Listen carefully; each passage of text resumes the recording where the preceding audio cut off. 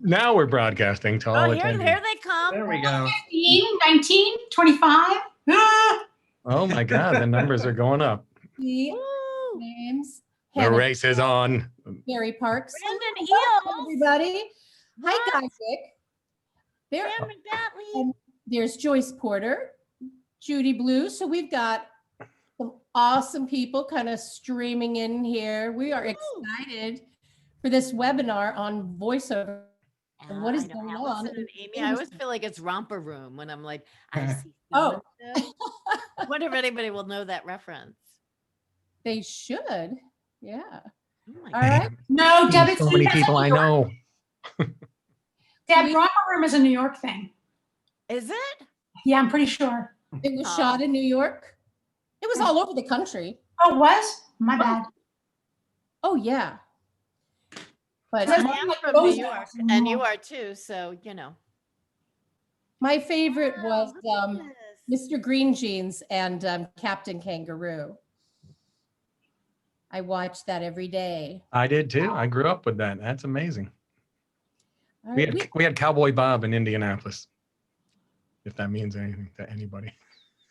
is he a real person or an animated Yeah, person? no, it was a real person. It was the Cowboy Bob and Janie show. My mom didn't like Janie. She met her once and said, "We're not supporting her anymore." There's a lot of Aaron Page and Aaron Lockman, all the Aarons and Abby. I know we've Lenny got Papa Giorgio. we have Hey! an awesome group. Well, I'm going to get started so that you have this whole time to talk about entertaining and informational stuff. Hi, everybody. I'm Rachel Patterson. I am the director of Acting Studio Chicago, and I am thrilled that so many of you registered and so many of you are with us tonight. We are super lucky to have Deb Doetzer hosting and her awesome panel of Dave Leffel, Jeff Davis, and last but not at all least, Ms. Debby Kotzen. So thank you everyone for your time and for joining us. Deb Doetzer has been a voiceover artist and a teacher and a mentor in Chicago for almost 3 decades. Don't make me older than I am. 3 decades. Early on in the pandemic, Deb was cast as Gwendolyn in the Disney Plus The Owl House, which she recorded from home in her closet. That is amazing. She teaches for us at Acting Studio Chicago, and we are very lucky to have her when she has time for us. She also teaches at Columbia College, at the theater school at DePaul University, and she created the voiceover for the improviser class at Second City. Backstage.com has hailed Deb as the best voiceover coach in Chicago. Leffel might take issue with that, but you know. So that's awesome. So I'm so excited for this topic. I'm going to sign off and go watch. Thank you. And take it away, Deb. I'm going to make you the host. Excellent. Thank you, Rachel. And thanks to Acting Studio for hosting this awesome webinar with my awesome guests. Before I introduce everybody, I just want to point out a couple of little things at the bottom of your screen, which many of you have gotten and jumped right into the chat. So that's awesome. Thank you. Say hi, share information, all that good stuff. There is a Q&A little thing down there, and that is for questions. Don't inundate me because I'm the only person manning that, but we are going to reserve about 20 minutes, maybe a half hour toward the end for your questions. So we want to get to them because that's why you're here, right? You know, you want to know some stuff. So please put your questions in the Q&A and your chats in the chat. So I just want to kind of talk a little bit about why we're here, right?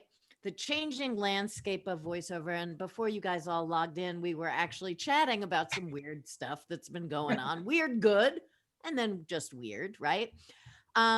So, you know, we're all sitting here in COVID-19, bada bing, bada bam. In March, our lives turned upside down and much of the acting business completely dried up. We couldn't go to theater. We couldn't shoot TV shows, which are slowly coming back.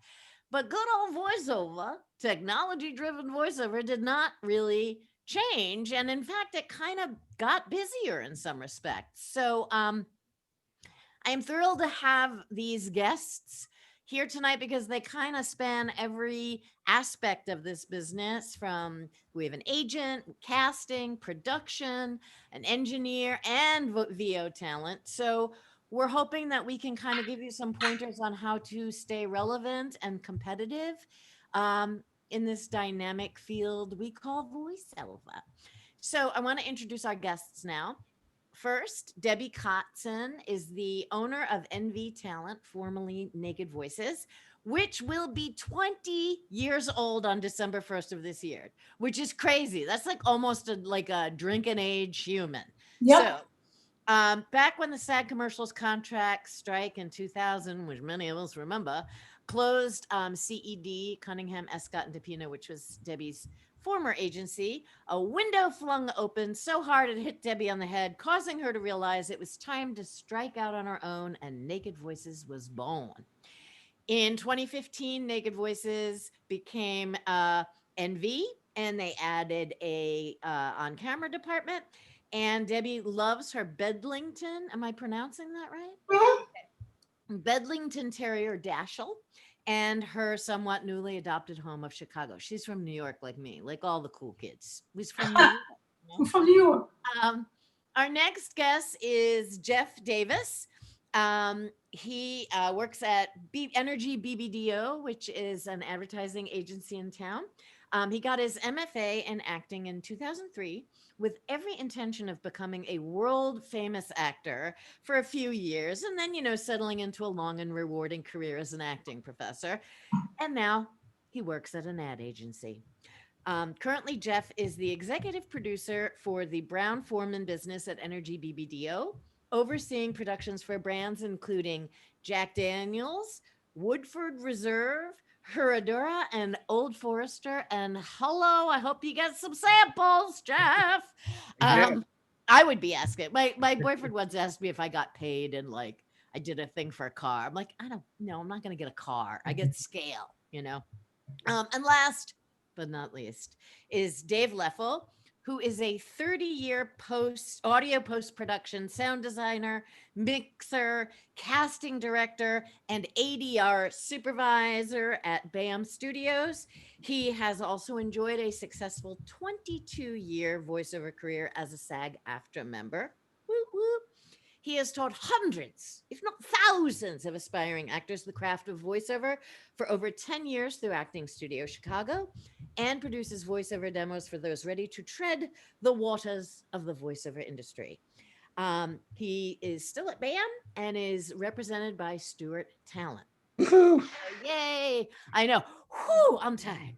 Thank you guys all so much for coming. So since we're talking about, COVID-19 and how it has changed our business, kind of wanted to ask each of you, just kind of tell me a little bit about how it has changed what you do, and kind of where you see it going. So I'd like to start with Debby, if I may. How has it changed the landscape of your part in the business, in the voiceover world? It's completely changed. We'd have people come in to audition before, and now we can't, just because of the risk involved. So everybody has to have a home studio. And a lot of the producers prefer actors to have Source Connect or ISDN as well. And it just, we don't get to give the direction. We miss seeing everybody. My dog is bored. Oh, I'm sure. And I just think, it's just, I don't know. It's just really changed everything. Yeah, it's been changing, as we all know, over like the past. We're used to be able to give direction to people and help them and work with them. And it's really hard to do that when you're sending they'll send a file and be like, how does this sound? And you're like, okay, make this change and, resubmit. And it's just not the same. No, it is not the same. Yeah. Dave, what are your thoughts? When we got told we were going out of a recording studio, we were all scared. And it's like, well, when are we coming back and what's going to happen? And how are we going to record for our clients, and what are we going to do? And I mean, luckily I've been doing this long enough that I was able to get set up with surround sound. I mean, there's the rear speakers behind me. I was able to get set up with surround sound at home. Avid gave me 3 months free of their ultimate software, which I actually don't have anymore, so that I could do that, and had Source Connect at home. I mean, obviously we have it at the studio. So most producers started to ask for Source Connect. I hope that we have a chance later. I know that's on your list, Deb, to talk about some of the other options out there, because, you know, there are so many things that can get the job done. And we've used all of them because not every talent at home has them. So our number one concern was, how many talent do have home setups? How many people are we going to be able to record? I mean, it can't be every single person out there is just rip roaring and ready to go right now. But we did find that people had it. And when the requests were made on castings to make sure people had something, or Google-based audio or something that we could start recording, and the jobs actually started flowing. The big trick for us has been all the COVID procedures, because now we're getting back into television and actors want to know how we're going to handle it.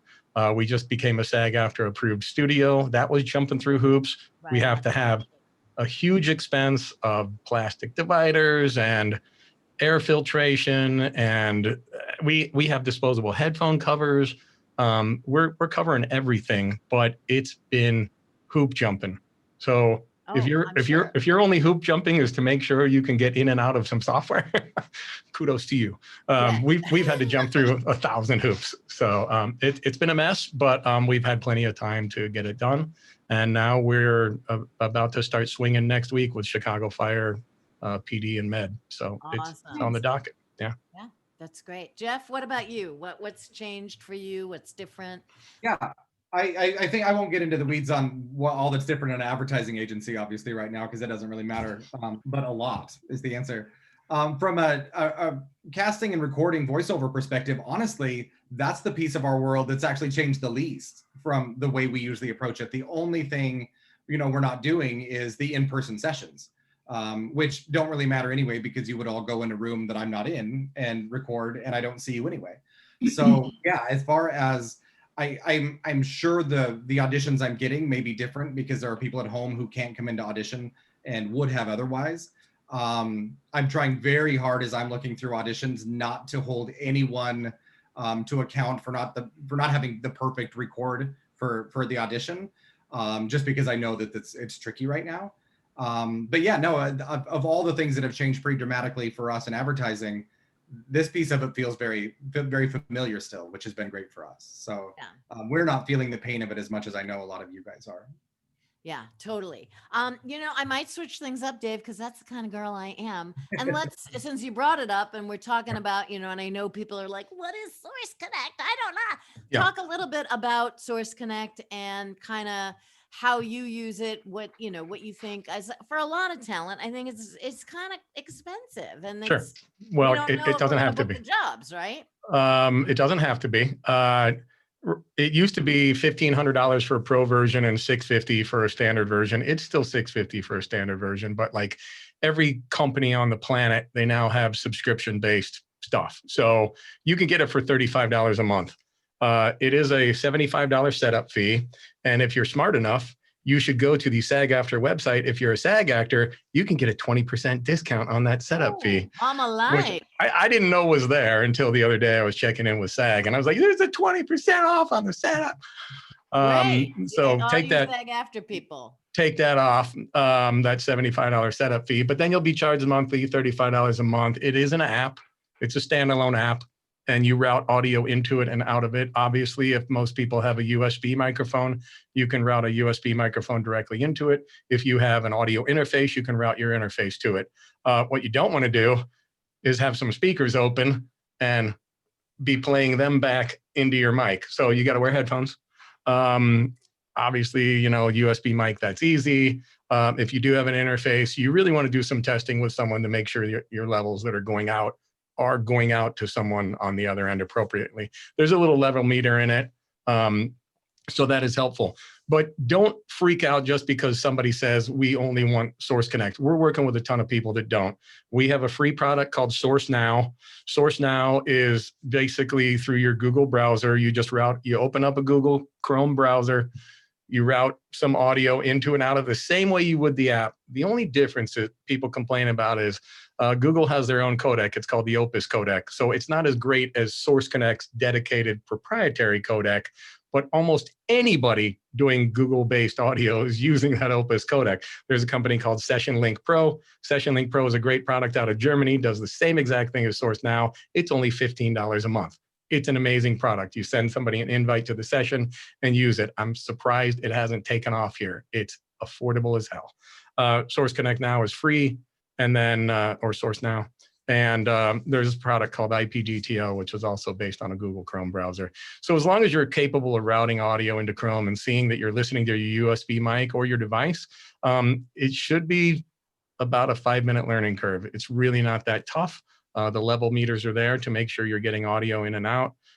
You obviously would want to test with someone to make sure that your audio is actually showing up. It's kind of like your Zoom thing. What was that German Session Link Pro? I really think you should all check out their site. I think that given another 6 months to a year, you're going to see more products because you may as well not even say ISDN anymore. It's a dead word. Nobody's paying for it. It's outrageously expensive. Nobody's going to set it up. There are ways to do virtual ISDN with Source Connect, but it's going away. People aren't going to put the money into it. And I've heard that IPDTL, IPDTL, the right words, that like people like Jeff will have it, and we don't have to buy anything on our end. Correct, because they would send you an invite. Same thing with Session Link Pro. They just send you an invite. So whoever has it would send you an invite. You can get IPDTL on a day rate for $15. So if you're in a jam, you can get either one of those software pieces for $15. Source Connect is a little bit more, but like I said, it's a proprietary codec. It's what audio engineers across the country that are caring about quality and looking out for the integrity of their product for their client, they want an actual Source Connect product. But because the Opus codec can only go so high. It's got a limit. Recorded through Zoom when I did my Disney thing, and then I sent them the track. So, amazing. I think people get so panicked about. I know I did. I was like, one more technical thing, but so that's great. Thank you for all of that. Awesome. The next question I have is kind of a similar one, but do you guys think that even after we are done with the COVID, whenever the hell that's going to be, do you think that there's going to be a trend of folks just recording from home for certain projects, which I know sounds shitty for you, Dave, being, working at a recording studio. I mean, it's been trending that so many people are auditioning from home. That's been going on? Do you guys see that that's kind of the future of voiceover? Do you think everybody's going to want to get back into the studio and actually work face to face? Jeff, go. Oh, Jeff. I think I want everybody to go back into the studio. I think there's an intangible that we just don't have in all aspects of production. There's from the shoot to the record to, even if there's no shoot, there's an intangible that we're missing by not all being together in rooms anymore. So I may be completely wrong, but my hope is that we all get back into studios together at some point. Even when I try very hard always to cast voiceover out of Chicago, being in Chicago, at a Chicago agency.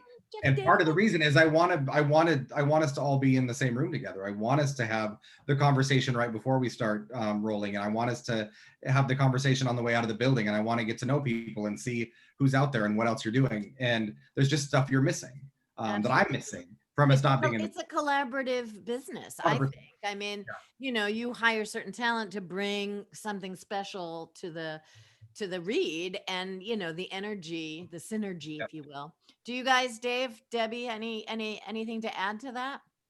I would like to see the actors be able to get back into the studios, just as far as direction is concerned. I had someone who just recorded, so it was just a piddly little non-union industrial, but now we're on the third iteration of them being like, wait, we just needed to change this. I'm like, you know what? If you were on the phone with him, had an open line, or if you were in studio with him, this wouldn't happen. Right. So I want, I know most of the time producers can be on the phone with them or can be on a Zoom call or whatever. I just think the face-to-face is just really important. Yep, I agree. Which actually I might as well move into that, as I'm kind of switching it up, guys, because that's the way I roll. Union and non-union. What have you seen, Debbie, in the business with that? Like, how much work has been going non-union? What are you seeing? What is the percentage ratio? We're getting a lot more non-union, unfortunately, and non-union with really awful rates. The union we're getting has been good, but we're also getting stuff that used to be union that's now non-union. So I'm thinking it's maybe, I don't know, maybe at like 50-50 with union, non-union. It just, some weeks it's just all non-union. And we just got something today from one of the websites and I was like, you've got to be kidding me. I mean, I know this isn't a huge product, but come on, pay people what they're worth. Yeah. It's just so low. So I wrote a casting director back. I said, I'm really sorry. I don't feel comfortable accepting this on behalf of our clients. And they totally understood. They're like, we understand. We know it's a disastrous rate. I had a former student, and God bless, I'm so happy for her. She booked a Starbucks commercial. And I was like, oh, yay, it's Taft-Hartley. She's like, no, it was non-union. I'm like, oh, because Starbucks doesn't have any money. They're just broke. They're like a little mom pop shop. I mean, whatever. Jeff, every day. What do you see with your work? I mean, I actually, BBDO is signatory to SAG. So if we're recording anybody in the US, they have to be union. The exception, of course, is the low budget digital waiver for stuff that's only going to be online. And then we can open it up to non-union as well. And that's when we come to Debbie with horrendous rates for clients that have way more money than they want to spend. And she loves you anyway. Yeah, I know. Yes, it hurts all of our souls, I think, a little bit when it happens, especially when we have giant global companies that are like, well, we don't have any money. It's like, but I think you do. But I get it. So we do what we have to do. For you, we'll do it. And you do. You always do. Yeah.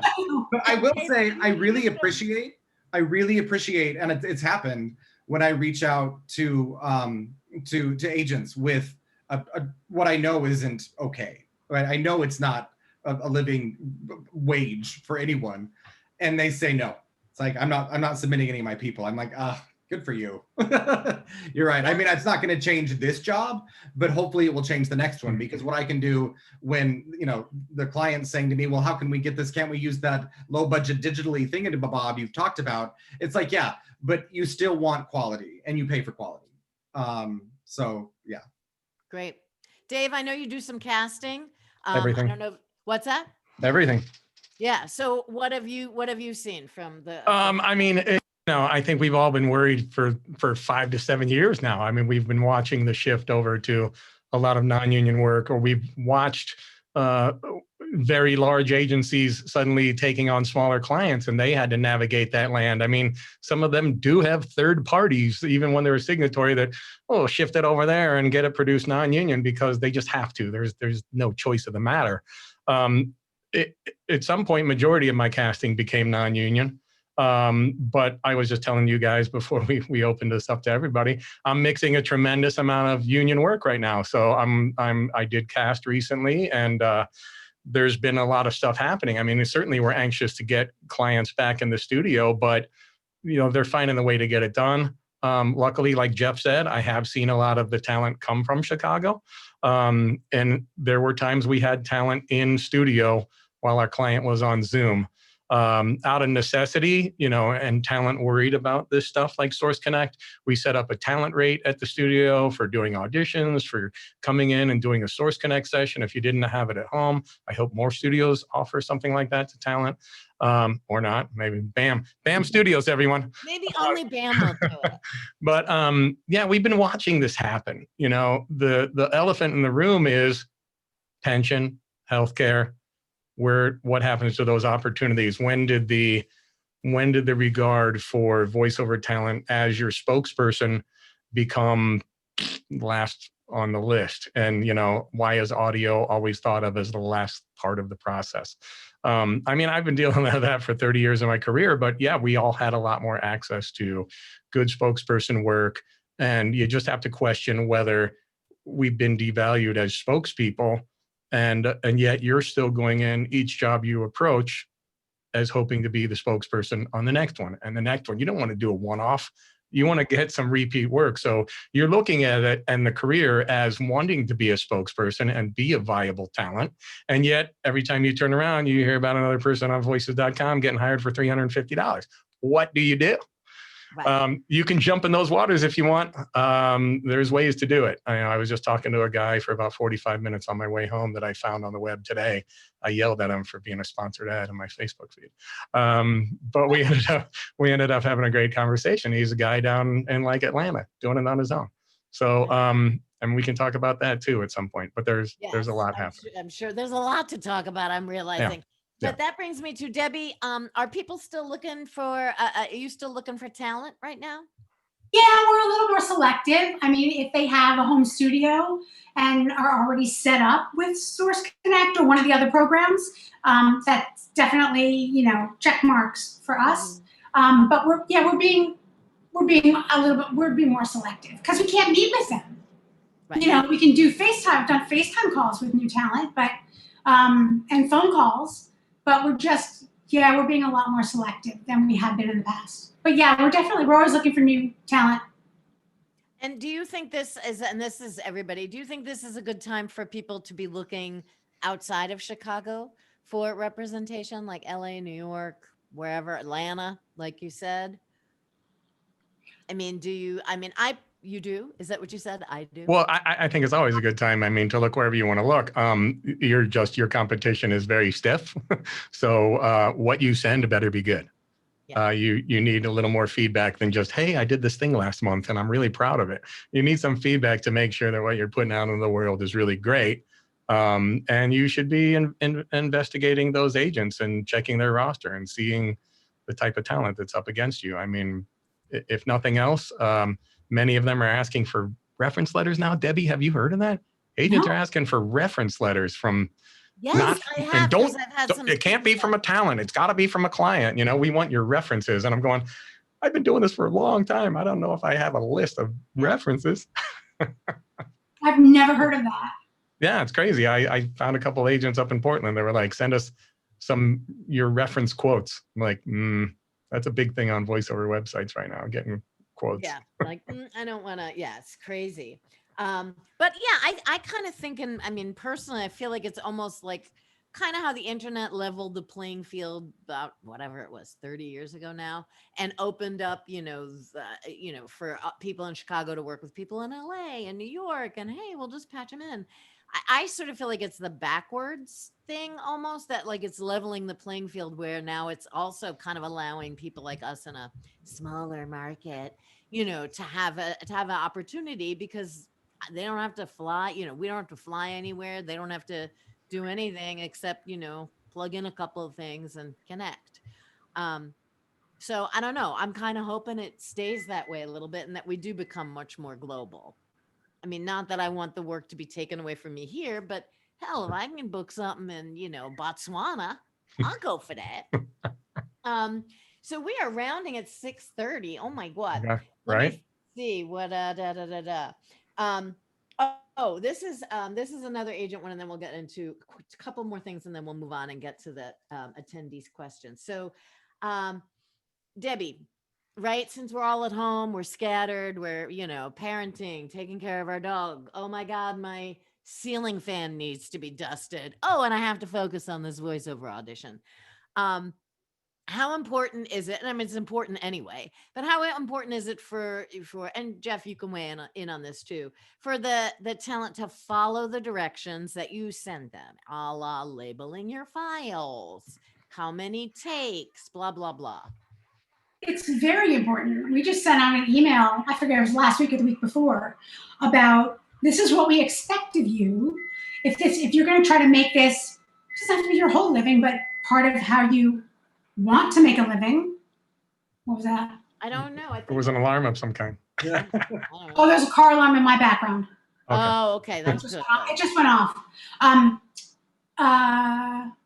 Yeah, we tell people you got to pay attention to what we are saying and what we are asking of you. And if we ask you for 2 takes in 1 MP3 and label it like this, we don't expect to get back 3 takes and 3 separate MP3s mislabeled, because we're under tight deadlines. We're trying to get as many people in an audition as we can. We don't always have the time to sit and have to listen to every single audition you send in, or have to re-edit it. It's been frustrating. People are getting better, but it's been kind of frustrating. Do you think it's amped up since the pandemic began, or has it? Yeah. Yeah. I just think it's distraction. Jeff, to you, which is a similar thing, but I teach another class at acting studio. I had a guest come in from FCB, and he was like a audition proofer. Do you guys work with that? So he would listen to the maybe it was Energy. He was at Energy BBDO. He would listen to the auditions if they were labeled incorrectly, like if it didn't say like Dave Leffel, dad, and Deb Doetzer, mom. He would not listen to them because he's like, well, I don't know if that's the mom or the announcer. I don't know who they're reading for. And then you guys, he would kind of like cull the herd and give them to you. So is that something that's No, I have regular? never heard of that. I might like it. Actually, how things are labeled, I don't care at all, if I'm being honest. And mostly that's because usually by the time it gets to me, Debbie or the others have fixed everything up. There are others. That? There are Just Debbie, and if I ever thought of looking at another agent, they might do it too. But no, Do you listen to every audition that gets submitted? Be honest now. I do. I absolutely Okay. do. I may not listen to all of both takes. If I have 200 auditions, I'm not going to listen to 4 minutes of everybody, of whatever. But I will absolutely. I open and go through at least the first take of everybody. The only time I stop listening early is if you mispronounce the product, which happens, which is like maybe that's kind of the baseline for me of how to pronounce the brand. But other than that, yeah, I at least go through what I do. I'm kind of the proofer for the creative team, right? So I get all of the auditions. I go through and I have a 3-color system. I have my greens and my yellows and my reds. The reds are probably not right for this. The yellows are, I'm going to come back and listen to it again. And the greens are, yeah, the creative should hear this. Now, depending on who the creatives are and what I know about them and their level at the company, I'll send more or less. But I go through and listen to every single one, as long as they were submitted on time. If I put a deadline and it's like, this is when I want them, because I've already blocked 4 hours on my calendar to go through them. If they come in after that 4 hours, I may or may not, but yeah. Do you listen to stuff as it comes into you? I wait till it's all in and then I sit down, because it's the same way I look at like director's reels when we're getting ready to shoot something. I want to be kind of in the same headspace for everyone. So I literally block time on my calendar for, I've asked for auditions by noon. From 1 to 4, I'm just going to go sit in a room and listen to auditions. Excellent. So then everybody at least has kind of the same Jeff in the same world. Love that. Can I say something about that? Yes, of course. You can. When I'm casting for BAM, I'll get anywhere from 60 to 100 voices for a campaign these days. And I care about labeling because if I go to 6 or 7 agents, if one of them doesn't label it like everybody else did, then I got to sit there and cull their stuff and rename it myself so that it's all uniform. But I am going through your auditions and I'm leveling your auditions out. If you're way louder or softer than someone else, I'm going through, first of all, and leveling everything out. If you got a noisy room, I'm putting a little noise reduction on it. I want to make listening for somebody like Jeff seamless, so that he doesn't go, why is that person so low? And why is that person crackly? And why does that suck? I would say on 100 auditions, I kick around 6 to the garbage can just because they're so god awful that there's no way I could help it. And they shouldn't have sent it. You should be listening to your work and making sure your recording came out good, because anything can happen with your computer. It can just glitch because it doesn't like you that day. So you should always listen to your work. And then it is amazing how at least 50% of the people paid no mind to the specs or the direction. If they had, they wouldn't be doing what they were doing on their audition. It's astounding and it's sad. But still to this day, even if I recommend my top 5 or 6 choices as I'm passing it along to the client, I'm not them. I'm not the creative. I'm not an agent. I'm not. I'm just the go-between, and they know the needs of their job. And the last job I just cast, I had some reads that I thought were stellar, and the person they hired wasn't even on my list and my radar. And when we did the job, I was blown away. I was like, clearly they knew what they needed. I mean, it worked out incredibly well. So, I mean, I'm always impressed. I love to see that happen live and on the spot. But as a talent, you should really be going that extra mile, pronouncing the product name right, making sure your read's not 36 seconds when it's a 30, really doing yourself a favor and looking just that a little bit closer at the script. And I see some comments like, hey, we're all pros here. Many of the people know this. And, but if you just didn't check your levels and make sure it was good that day, you're like, crap, I sent out a low one. I mean, you gotta check your work. You got to check it. All right. So there's a couple of questions coming in. How often do you cast the job before the deadline of submission? So that probably Dave and Jeff, what do you say about that? Never. Never before unless it's no, even then, because by the submission deadline is so far before when I get like my creatives to listen to something and then the client to approve it, which is the biggest mountain to climb, right? Right. So no, I mean, it's sometimes probably frustrating weeks between when I say I have to have these auditions by this date. And it's like, why? You're not going to record for 3 more weeks. It's like, that's because there's 19 million people who have to check off on this audition before we can record you. Right. So yeah. Has the number of people submitting on auditions gotten lower since not everyone has a good home studio? Any thoughts on that? Surprisingly, they've been exactly the same. Agents are coming up with enough to send. They know what they've got, and they're doing great. Yeah. Okay.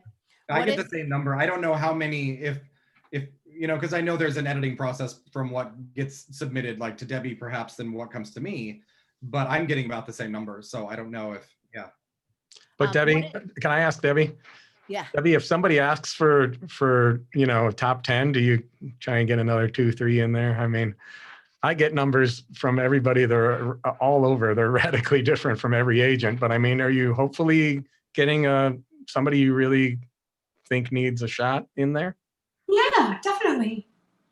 Yeah. Well, I mean, we may try to get it. I mean, if there's someone we're on the fence about, we may add them and be like, sorry, we have 11 instead of 10. Hope that's okay. Right. It is. It's okay. Yeah. But it's interesting to hear that, I mean, because we tell people, I just assumed that producers were listening to them as they came in and not waiting until everyone got theirs in. Because we tell people, we're like, the faster you get it in, the faster we'll be able to edit it, and the faster we'll be able to get it to the producer. So they're listening to it when they don't have fatigue from listening to so many others. I've only had that when a producer says send them as you get them. Yeah. And most of the time they don't. What would you guys say is the average amount of submissions for a particular audition? So how many average, Debbie, do you send in, and then how many do you guys get on the other end? Well, it depends. I mean, it depends if the producer has asked or the casting person has asked for a specific number. Like today we got one like top 7 only. We're like, oh, okay. But then we cast something else and put like 20 people on it. So it just depends. Yeah, it just depends on the product. Yeah, the request. If I'm casting locally only, yeah, 20 voices, every agency, give me whatever you got. If somebody says go national and I want to hear at least 100 voices, 125, that's a lot of agencies I got to get in. I got to try and keep the numbers down to, 10, 12 an agent. Right. But, because they want to cast the net wider. Yeah, I'm thinking, look, if I'm submitting 20, we're a smaller agency. How many are, is our larger agency submitting? Right. So how many on average do you get, Jeff? I would say a good average is about 10 per role. But more and more now I'm asking that we don't know when we're putting the spec out if we want male or female for the voiceover. Love, because I think we a lot Debbie of loves those auditions. You can tell. what's that? Old, young, we don't know. Yeah. No, they don't know and I think what I like about it, and I know it's more work, it's we don't until we start seeing what a spot looks like. We don't know. We can't say that, oh, this should sound just like the guy that read it last year. Why is it a guy? Why did they make it a guy last year? Why wouldn't a woman say this? Oh, wait, maybe a woman would say this. That's where it's like, usually if we're asking for for both genders, it's because the agency has one point of view and the client has another one. So we have to be able to do what they've asked us to show them, but we also think we have a better idea. So how then are we as talent supposed to stand out from the herd? Yeah. You know what I mean? How do we do that? Since, and it's been going on for a while. You're auditioning people in New York and LA and celebrities. Yeah. So how do we lowly, scale voice actors? How do we stand out to you? What can we bring to the party? It's such a great question. Ah. The first thing, because the first thing I'm going to do, obviously, is I know better than obvious. Sometimes I haven't even sent anything other than a Word document. You don't know what the spot looks like. We don't know anything about the commercial other than the words on the page. And sometimes just what the voiceover says at the end. Totally get that. So you don't have a ton of context. But what I'm going to do is I'm going to have whatever I'm editing just kind of playing in my head or on one screen while I'm listening to things. And just, does this fit? Does this fit in that world? You're never going to know. I swear I'm going to write a book someday called Why Didn't I Book That Job? And Other Questions You Will Never Actually Know the Answer to. I love it. And it probably wasn't for a good reason. You didn't do it wrong. Almost, by the time auditions get to me, I could hire 90% of those people. Because you have an agent like Debbie, and she's culled down the list. By the time I hear those voices, they're amazing. And I'm picking one. So I don't have a good answer to the question, Deb. I really don't. No, I hear you. I think it's just, I always say, trust your instincts. Yeah. And try and, just be who you are. Yeah. So is it preferred to send in a raw audition with no, magic sprinkled in it, or would you like it to be mastered in some way? I'd rather just hear your voice. I don't want to necessarily an attempt at what you think I want the rest of it to sound like, or things that I just want to hear I want to hear the voice is my preference. I wouldn't disregard one that was. Yeah. What is a standard labeling convention of files if nothing is noted in an audition? Product in your name and product. Name and client. So like Deb Doetzer. It's usually just a voiceover. So your name and then whatever the product was, Sargento cheese or whatever it was. Right. But back to your previous question, when I'm listening through a bunch of stuff, the people that pop out and the people that stand out got their personality on tape. So if you were focused on that voice and the type of voice they were looking for, and that's all you did was get close to that voice, you didn't pay attention to your own personality. You didn't put you in it. And if you didn't put you in it, why would I hire you if I want to hear you. I want to hear the personality that you bring to the table. Anybody can walk up to a mic and step up to it and do the approximation of the voice and the pace of the read. I want to hear your personality. Most of the time we hear about a creative changing their mind at the last second because, wow, this person was just so full of personality. It wasn't anything like what we were originally going to go for, but man, this guy was just amazing, or this girl just really brought it. And it's really, it's very subjective, right? Right. If you're going to go off the beaten path a little bit, you may as well be favorable to you and your own creativity and your ingenue and what you bring to the party. Wouldn't we all like to be doing animated series where we really brought something? If you can bring a character or you can bring something, all we're asking you to bring is you. Just do something that's you, that nobody else can do. And make sure that you get that into your read somehow. That attitude, or the day you had, or God, the sunset is nice. this is great.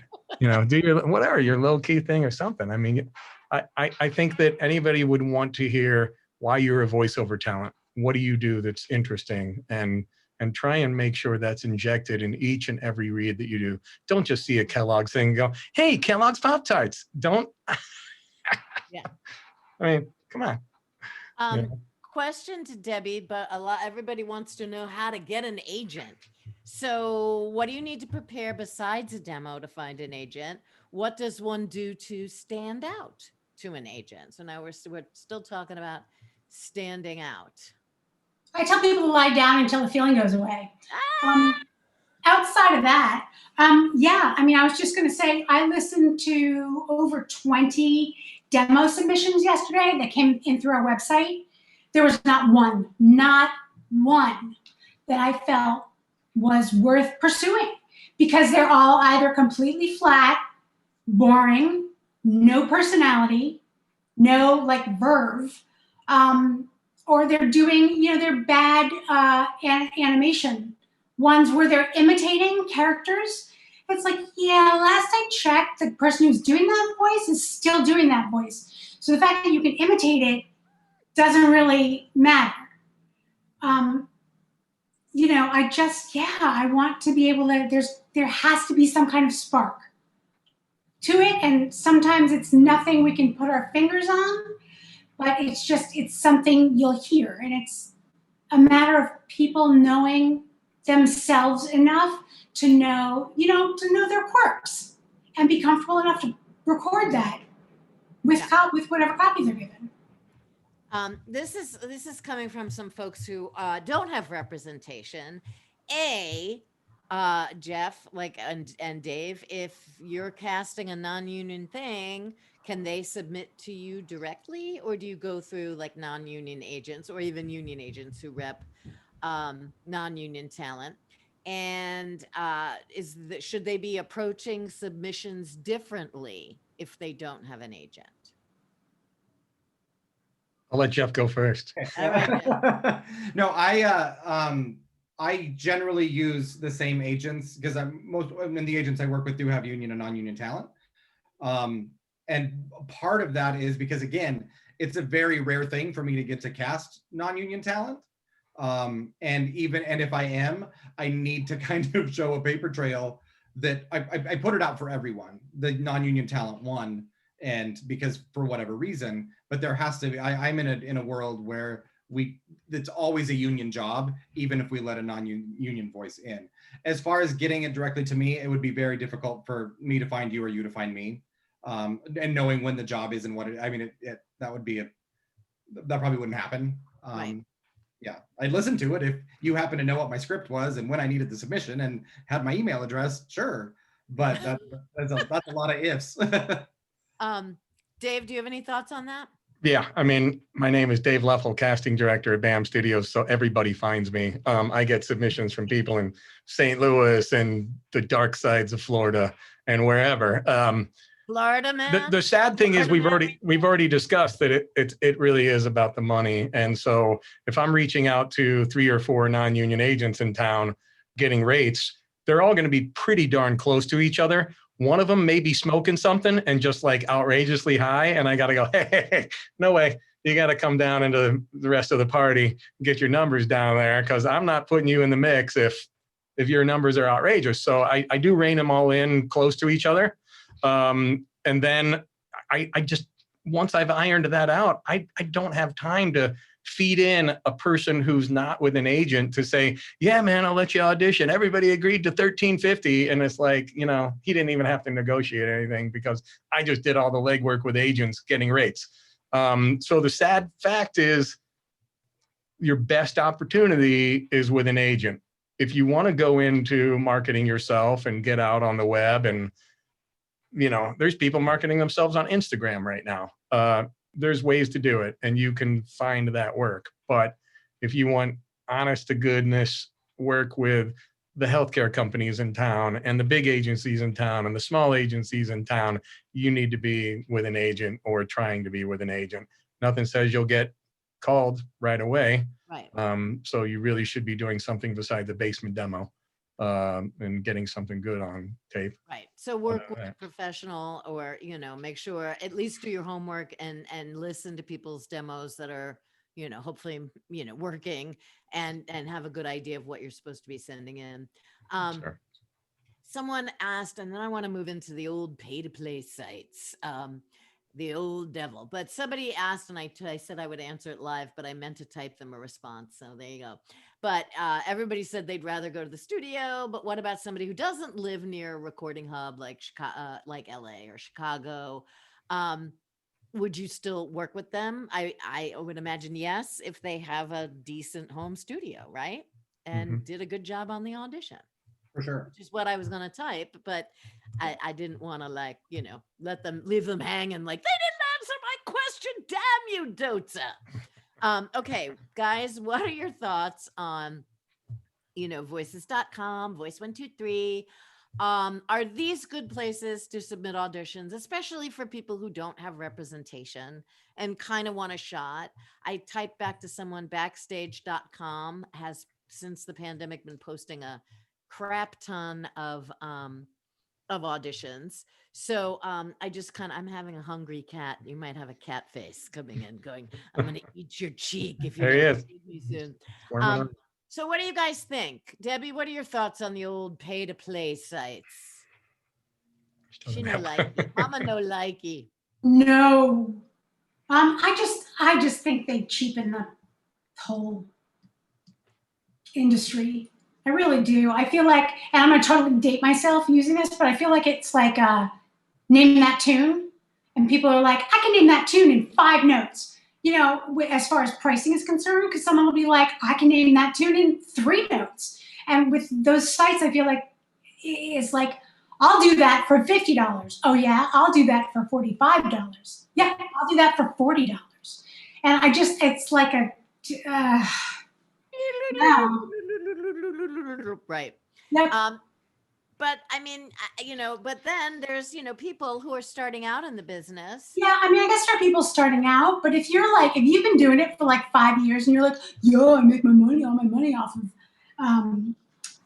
off voices.com or Voice123. I mean, there's an issue if you've been doing it for 5 years and you don't have representation, and I mean, probably says something about the quality. Right. Yeah. But Sadly. Any thoughts from either of you fellers on it? I don't use them. For one thing, again, it doesn't matter where I find you. I pay you SAG scale for the most part.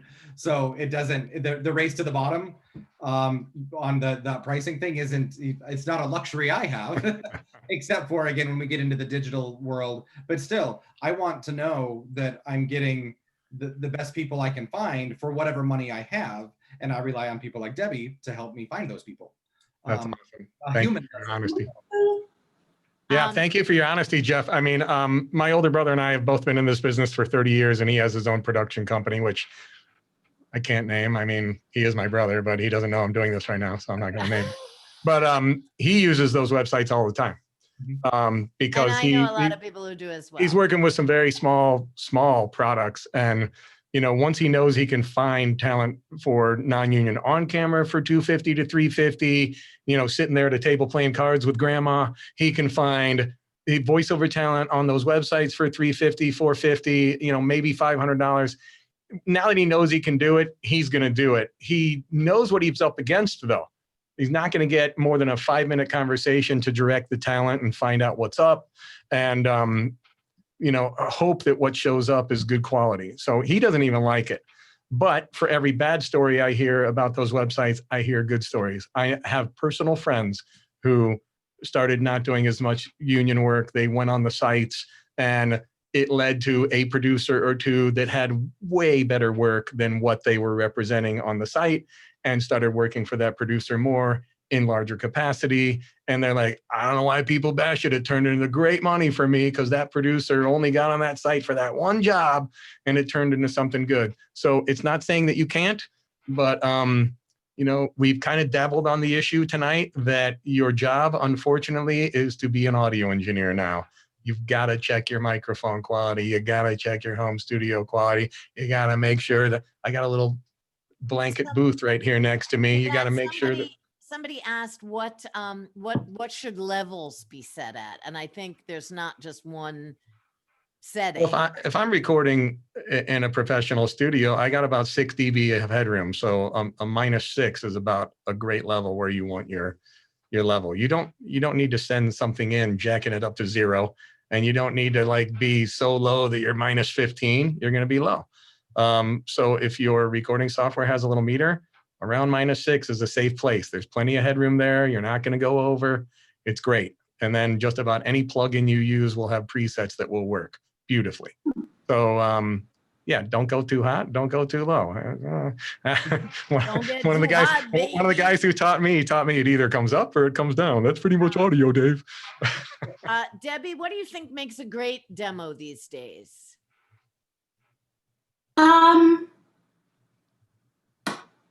Something that shows your range, where everything doesn't sound exactly the same, and that the copy is why can't I think of the word? Fits with your specs.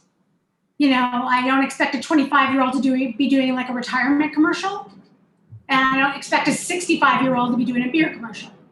But yeah, just something that shows your range, something that isn't made in your basement with your friend's Casio keyboard. I mean, everybody has friends who I guess think that they can do this stuff, and unfortunately they can't.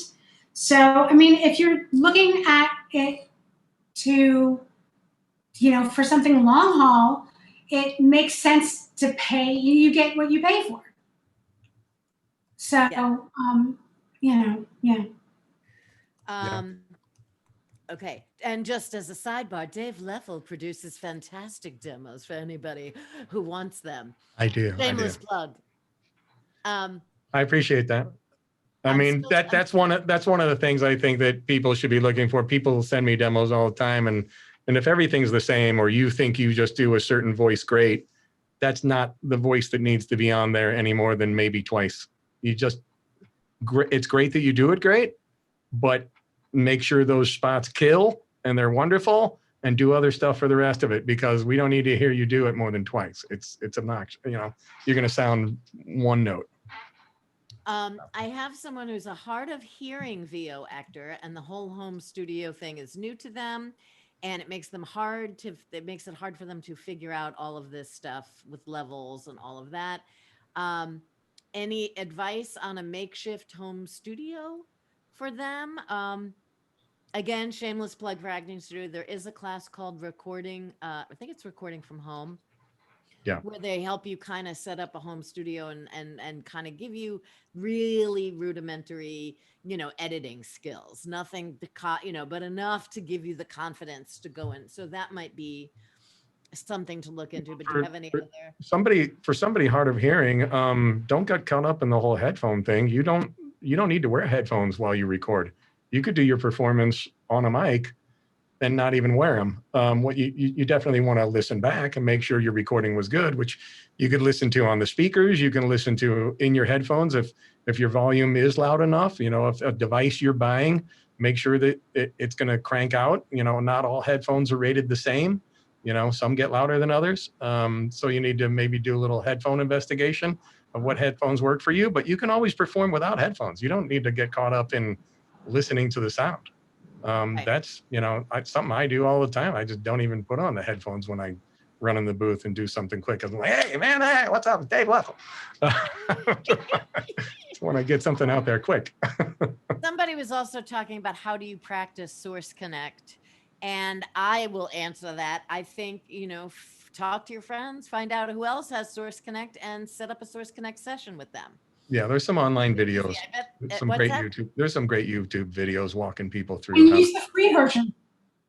Yeah, I mean, I would say go in this chat and who has Source Connect and make a friend and set up so you can, you know, practice it. And again, shameless plug for the Recording from Home. You will do a Source Connect, probably Source Connect now, unless you want to pay for it. But you could, you know, session in the class. So, Jeff. Why are VO talent getting put on hold more these days? Are the clients getting more choosy and asking to hold their shortlist? That is something I've noticed too. I mean, or check avails for voiceover, which never happened before. Right. So what's going on there? That's a good question. I don't know. I haven't noticed it as much. I think what I do is, again, we have the person that we think is an easy sell for the client. This is the home run client voice. Probably sounds a lot like the voice last year in the commercial. And maybe we want to get a little bit further from that. So I'm going to hold, and then maybe we want a male, but the client wants a female, or vice versa. So yeah, I'm probably holding a few more people than, which I know is, I'm sure, just absolutely annoying and heartbreaking when you get that far and then it doesn't come through. But that's probably, that would be why, from my perspective, is I know who the clients, I know who the client will buy if we need them to, and I know who I want to sell. And I have another little wild, like dark horse that, but what if we tried this? So that, it wouldn't be at all weird for me to put 3 on hold. Excellent. Okay, we're getting more questions. These people, too many. Oh my God, I had done really well and answered almost all of them. And then there's just like thousands of them. I saw one on the fly. You can reach me at dave@bamstudios.com if you're interested in a demo, because people were like, where's Dave's contact? You can find me. Yeah. Do you want to, should we type it in the chat? Because it's 7:02. So It our is time 7:02. is over. I tried to get to a lot of your questions, guys. I really did. I even combined 2 together because I'm like that. So Dave just put his name in the chat. I don't know how this works. If we can save these questions somehow. I hope, maybe, because I'm happy to answer. There were some that I was just kind of shooting back really quick things, but yeah, I mean, there's so many questions and too little time, but Right. thank you to everybody at home watching this webinar. Thank you for coming. I hope we got some of your questions answered and that it was informative and fun. Thank you, Jeff, for coming and doing this. So appreciated. Absolutely. Leffel, I loves you. Who loves you, baby? And Debbie, thank you so much. I know it's like the end of a long, crazy day of navigating working from home. Deb, I saw a note that said you should have moderated the presidential election because you're a great moderator. Oh, I didn't get to look at any of the chat. So that's good. I will, please. I'd be like, bitch, shut up. That's what I would have, no, what do they call it? It's not mansplaining? Something like that. I was just reading an article about it. I mean, an article. No offense to the fellers on that, but I jump in. Thank you. You're awesome. We're getting a lot of thank yous, so that's great. Oh, good. Again, if you have, if you want to just send questions to Acting Studio, I'm more than happy to answer them. I'm sure, as long as I don't inundate my guests with 100 questions each, they'd be happy to throw down their answers as well. So. Absolutely. I bid you all adieu. I want to hang out all night, but it's time to drink. No. Sweet. I've been drinking the whole time. Yeah. Awesome. I held off, because I'm a professional. Anyway, Great. thank you guys. Love you. Hope Thanks, to see everybody. you in real life soon. Bye, Nice everyone. to see you guys. Take it Bye. easy. Are we all leaving? We're leaving. Are We're we staying? leaving. We're going live. We're not live. We're out. Bye, Debbie. Bye. Bye, Dave. I don't know how to, is this leave? Just leave meeting. Take it easy. Leave meeting. Bye. Take care. You too.